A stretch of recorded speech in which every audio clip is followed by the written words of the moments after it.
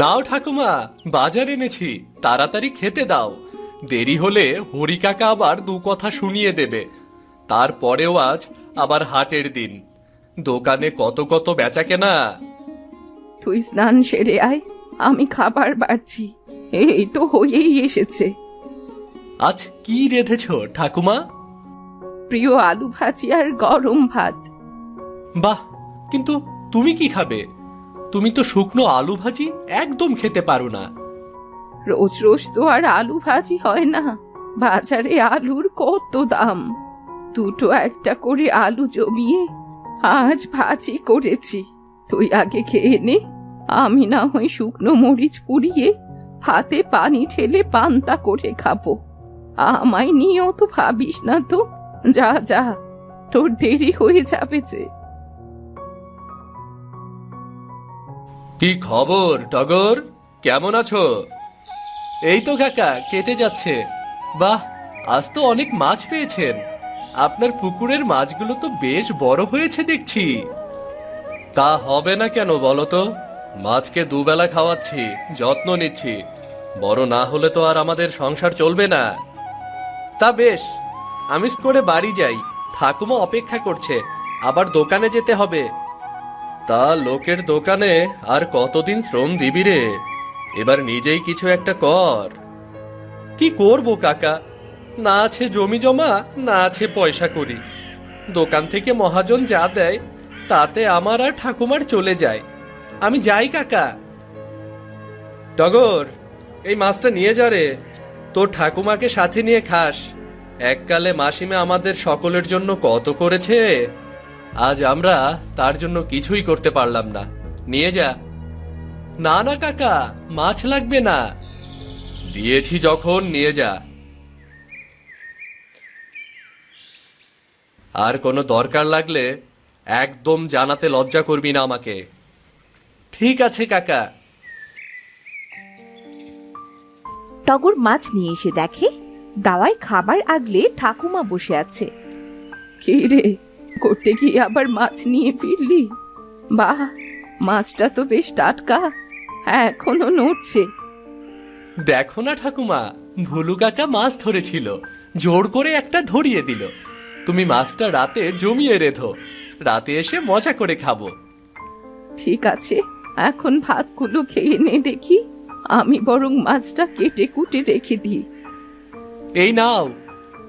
খাওয়া শেষ করে টগর এলো মাছের বাজারে। হরি কাকা মাছ সাজিয়ে বসে আছে। এই তোর আসার সময় হলো টগর, কত করে তোকে বলি হাটের দিন একদম দেরি করবি না, তা তো আমার কথা তোর কানেই যায় না। এই তো এলাম কাকা, সবে হাট বসতে শুরু করেছে। বাহ, কত মাছ এসেছে, এত বড় বড় ইলিশ মাছ। বর্ষার ইলিশ তো বড় হবেই রে পাগলা। এই হাটের সবচেয়ে বড় ইলিশ আজ আমার দোকানে। দেখিস, আজ খুব ভিড় হবে রে। এখন বস চুপটি করে, মন দিয়ে সব দিক খেয়াল রাখবি, কেমন? ঠিক আছে কাকা।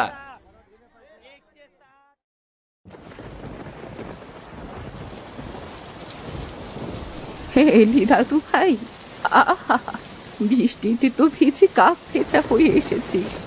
তাড়াতাড়ি কাপড় বদলে মাথাটা মুছে নে, শরীর খারাপ করবে না হতে। আর বলো না ঠাকুমা, বর্ষা শুরু হতেই এমন বৃষ্টি শুরু হয়েছে, থামার কোনো নামই নেই। পরে ভিজে ভিজে এলাম। তুমি খাবার বারো ঠাকুমা, ভীষণ খিদে পেয়েছে। সারাদিন দোকানে এত ভিড় ছিল, পানি ছাড়া পেটে কিচ্ছুটি পড়েনি। হ্যাঁ হ্যাঁ, দিচ্ছি বাপু। তুই হয়েছিস একদম তোর দাদুর মতো। তোর দাদু যেখান থেকেই ফিরুক, ঘরে এসে আগে দুটো খাবারই চাইবে। হয়েছে হয়েছে, আর দাদুকে মনে করতে হবে না। খাবার আনো, আমরা দুজন একসাথে বসে খাই। তুই কি করে জানলি আমি এতক্ষণ না খেয়ে আছি? সেই ছোটবেলা থেকেই দেখছি, আমি না খেলে তুমিও খাও না। যাও যাও, আমি সব জানি। টগর ও ঠাকুমা একসাথে খাবার খেতে বসলো। অনেকদিন পর আজ ওদের পাতে মাছ পড়েছে। কি রে, আজ রান্না কেমন হয়েছে? আহ, কি ভালো মাছ রান্না হয়েছে গো। আমাকে আরো এক হাত ভাত দাও ঠাকুমা, কতদিন পর পাতে মাছ পড়লো। কিন্তু তুমি মাছ খাচ্ছ না কেন? একটু খেয়ে দেখো, ভারী মজা। না রে, আজ এই আলু ভাজা মাছের ঝোল দিয়েই খাওয়া হয়ে যাবে, মাছ লাগবে না। কাল সকালে তরকারিটা তোকে গরম করে দেব, তুই মজা করে খেয়ে দোকানে যাস। ঠিক আছে। জানো ঠাকুমা, হরি কাকার দোকানে রোজ কত কত মাছ আসে। এমন সব মাছ আমি তো কতগুলোর নামও জানি না। হ্যাঁ রে টগর, বর্ষা তো এসে গেছে, বাজারে বড় ইলিশ পাওয়া যায়। ঠিক আছে। জানো ঠাকুমা, হরি কাকার দোকানে রোজ কত কত মাছ আসে। এমন সব মাছ আমি তো কতগুলোর নামও জানি না। ও, তা দাম কেমন রে বড় ইলিশের? মাছের চেয়েও মাছের দাম বড় গো ঠাকুমা। আচ্ছা, সকলে এত দাম দিয়ে ইলিশ মাছ কেন কেনে? ইলিশ মাছ খেতে কি খুব মজা? মাংসের চেয়েও কি মজা? হ্যাঁ রে, ইলিশ খেতে ভারী মজা। জানিস না নাকি, মাছের রাজা ইলিশ। তোর দাদু নিয়ে আসতো ইলিশ, ইলিশ ভাপা, ইলিশ ভাজা, ইলিশ পাতুরি, কত কিছু রাখতে হতো তখন।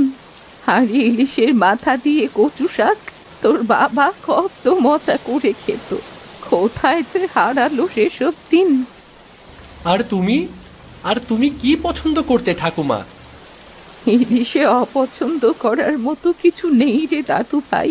নে তো, অনেক রাত হলো, এখন খাওয়া শেষ করে ঘুমিয়ে পড়তো।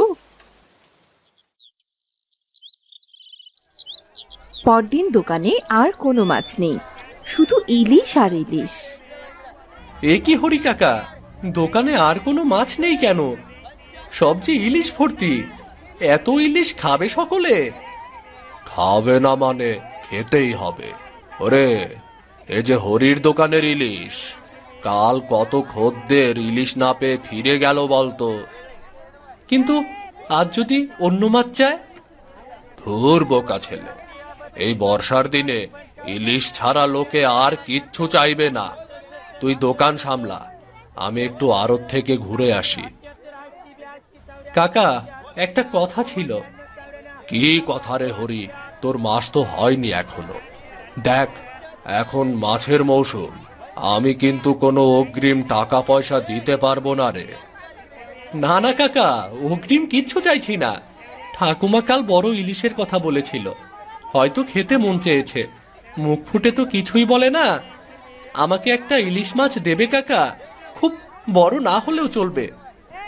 বলে আমি হরি হলেও দোকানে কি হরিলুর দিয়েছি নাকি রে? শোন টগর, তোর যা মাইনে তার চেয়েও এক একটা ইলিশের দাম বেশি। শোন, যে চিনি টানে সে চিনির স্বাদ পায় না। তুইও ইলিশ বিক্রি করে যা।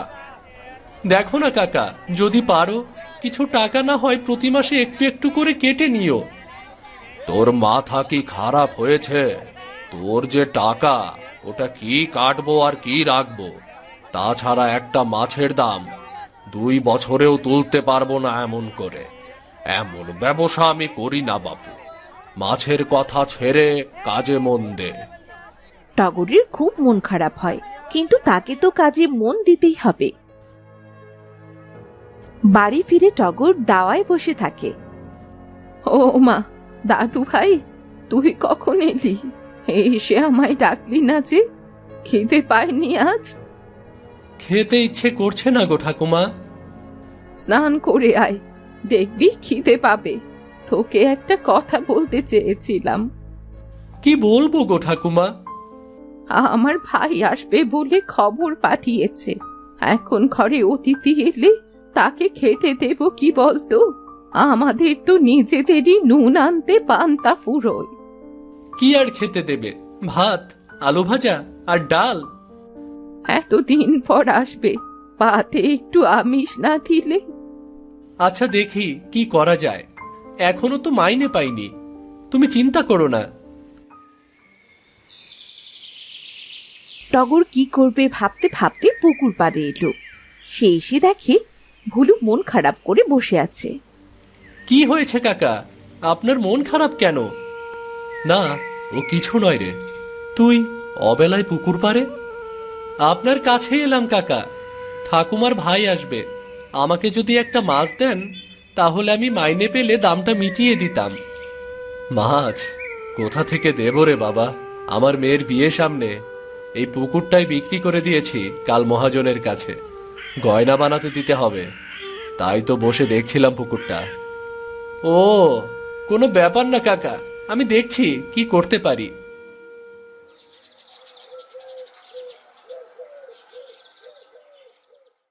মাছের চিন্তায় সেদিন টগরের ঘুম হলো না।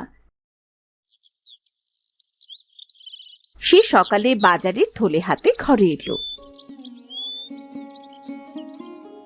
কটা আলু এনেছি ঠাকুমা, তুমি ভাত আর আলু ভাজি করো। বাজারের সব দিকে শুধু ইলিশ আর ইলিশ। এত দামি মাছ কেনার স্বাদ থাকলেও আমার সাধ্য নেই। আমি চলি গো, দোকানে দেরি হয়ে যাবে। দুটো মুখে তো দিয়ে যা। না গো ঠাকুমা, আমি দুপুরে খেতে আসবো, দাদু ভাইয়ের সাথে দেখাও হয়ে যাবে। ওদিকে ঠাকুমার ভাই এলো এক মস্ত বড় ইলিশ হাতে নিয়ে। খোকে দে, খোকে দে। ভাই এসেছিস, আয় আয় বস। কতদিন পর তোকে দেখলাম বলতো, এতদিন আসিসনি কেন? তুমিও তো যাও না দিদি, মা বাবা নেই, কিন্তু আমি তো আছি। বাড়িতে গেলে কি তোমার কোনো অযত্ন হতো বলো? না রে ভাই, আসলে টগরটা দোকানে যায়, ও রান্না বান্না বাড়ির দেখাশোনা করে আর সময় হয় না রে। তুই বস তো। সে বুঝবো, তবে তুমি এই ইলিশটা জমিয়ে রাধো তো দিদি। কতদিন তোমার হাতের ইলিশ খাইনি আমি। মনে আছে দিদি, আগে আমরা মজা করে ইলিশ ভাপা আর আলু ভাজা দিয়ে ভাত খেতাম। সেই দিনকে আর ভোলা যায় রে ভাই? তুই অপেক্ষা কর, আমি এক্ষুনি ইলিশ ভাপিয়ে আনছি। ঠাকুমা খুব মন দিয়ে রান্না করে। টগরও বাড়িতে আসে। দাদু ভাই কেমন আছো? এখন আর থাকা, তা তোর সব খবর ভালো তো? এই তো চলছে। সব গল্প পরে হবে, আগে এসো তো। গরম ভাত, আলু ভাজা আর ইলিশ খাও সকলে। তুইও বস না দিদি, ছোটবেলার মতো একসাথে আলু ভাজা আর ইলিশ খাই। ছোটবেলাকে ফেরাবো বলেই তো ইলিশ নিয়ে এলাম। ঠাকুমা আলু ভাজি পছন্দ করে। হ্যাঁ রে টগর, আগে তো প্রতিদিন দিদির জন্য আলু ভাজি করত। আলু ভাজি ছাড়া অন্য কিছুই খেত না। কিন্তু ঠাকুমা যে বলে আলু ভাজি শুকনো, খেতে ইচ্ছে করে না। তার মানে সবটুকু আলু ভাজি আমাকে খাওয়াবে বলেই বলে না কিছু। হয়েছে হয়েছে, তোকে আর মানে খুঁজতে হবে না। বাহ, ইলিশের কি ঘ্রাণ! আহ, আলু ভাজি আর ইলিশ খেতে এত মজা! কতদিন পর তৃপ্তি করে খেলাম। দাদু তুমি থাকো, আমি দোকানে যাই, নয়তো হরি কাকা রাগ করবে। এখনই চলে যাবি? একটু জিরিয়ে নে। না গো ঠাকুমা, তুমি তো হরি কাকাকে জানো না। তোর আর অন্যের দোকানে কাজ করতে হবে না টগর। তোর ঠাকুমার সম্পত্তির এই টাকাগুলো আমি তোর জন্য এনেছি। তুই একটা মুদি দোকান দিয়ে ব্যবসা কর। তোর জীবন তো পড়ে আছে, এভাবে আর কতদিন চলবে? কিন্তু ভাই, আমার সব তো আমি তোকেই দিয়েছি। তুমি আর টগর কষ্টে থাকলে আমার ভালো লাগে না দিদি। তার চেয়ে টগরটা নিজের পায়ে দাঁড়াক। তোমরা ভালো থাকো, আমাকে যেতে হবে, নয়তো শেষ বাসটা পাবো না। তাই বলে আজই চলে যাবে? চলে যাব, কিন্তু আসবো না তা তো বলিনি। তুই দোকান দিয়ে গুছিয়ে নে, বর্ষার শেষে আবার আসবো, তখন তুই তোর রোজগারের টাকায় আমাদের ভাই বোনকে ইলিশ আর আলু ভাজি খাওয়াতে পারবি, বুঝলি? ঠিক আছে দাদু ভাই, তাই হবে। আমরা তোমার আসার অপেক্ষায় থাকবো।